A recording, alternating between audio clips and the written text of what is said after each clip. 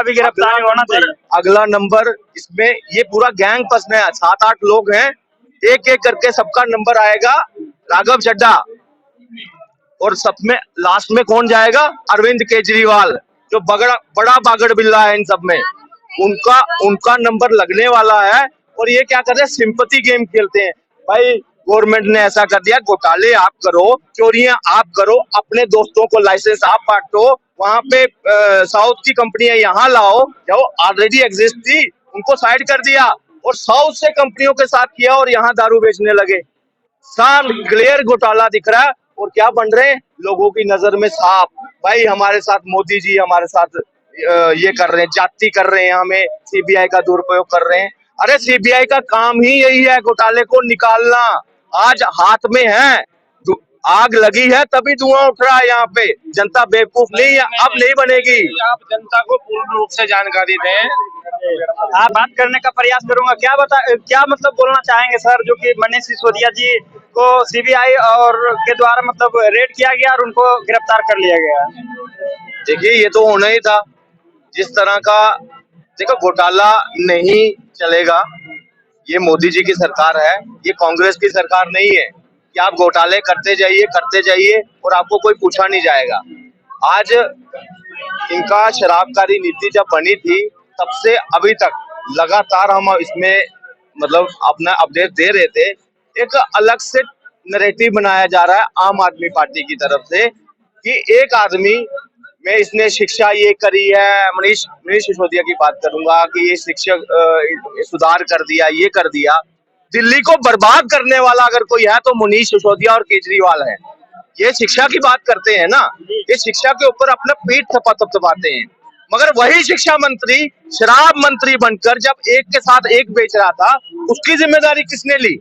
कई लोगों के घर बर्बाद हुए थे उस वक्त। 2.5 करोड़ जनता को बेवकूफ बनाने का काम कर रहे थे। बिल्कुल बेवकूफ बनाने का ही काम कर रहे थे। और एडवर्टाइजमेंट एक साल में कम से कम 500 करोड़ का बजट हुआ करता था। दिल्ली में क्या हो रहा है? और अंडोमान निकोबार तक वहां पे पेपर्स में वहां पे फ्लैक्स लगते थे। सोचिए किस तरह का बर्बादी, जनता के टैक्स के पैसे को किस तरह से बर्बाद किया है। वो केजरीवाल से कोई समझे, उससे समझे। उसके बाद भ्रष्टाचार, जो नई आबकारी नीति लाई इन्होंने, अपने दोस्तों को 100 करोड़ रुपया, 144 करोड़ रुपए का तो डायरेक्ट बेनिफिट दिया गया कोविड के नाम पर। अरे कोविड में कम दारू बिकी थी?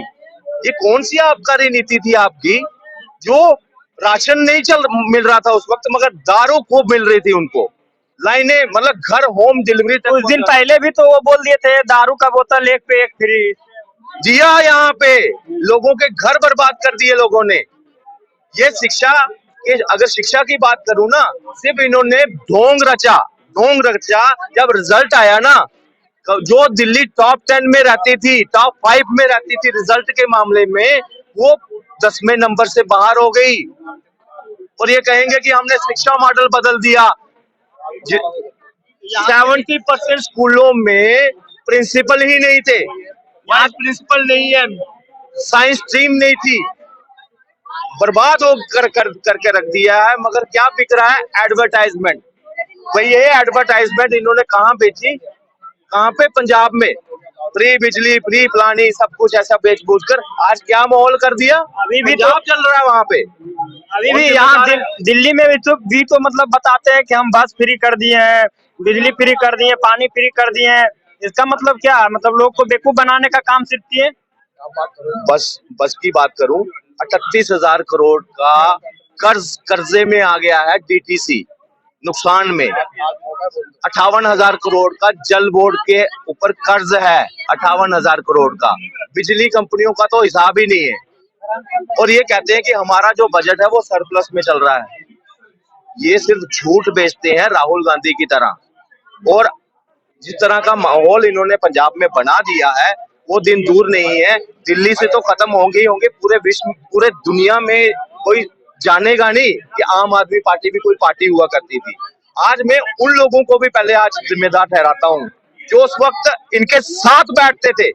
अन्ना हजारे जी, कुमार विश्वास जी, योगेंद्र यादव, किरण बेदी, उस वक्त इनको साथ बिठाकर इनको बनाया आपने, और आज पल्ला झाड़ दिया आपने। आज पंजाब जल रहा है। यहाँ पे कुमार विश्वास, तुम्हारे एक टिप्पणी करने से क्या पंजाब जलना बंद हो जाएगा? आज तुम घर पे बैठकर शो कर रहे हो, सब कुछ अपना सुख भोग रहे हो। आज क्या आंदोलन नहीं हो सकता था इसके खिलाफ?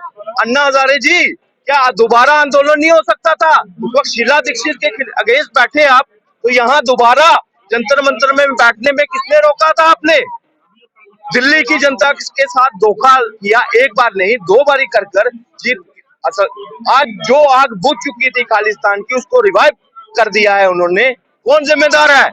जितना जिम्मेदार केजरीवाल है, उतना अन्ना हजारे को कहूंगा, उतना कुमार विश्वास को कहूंगा।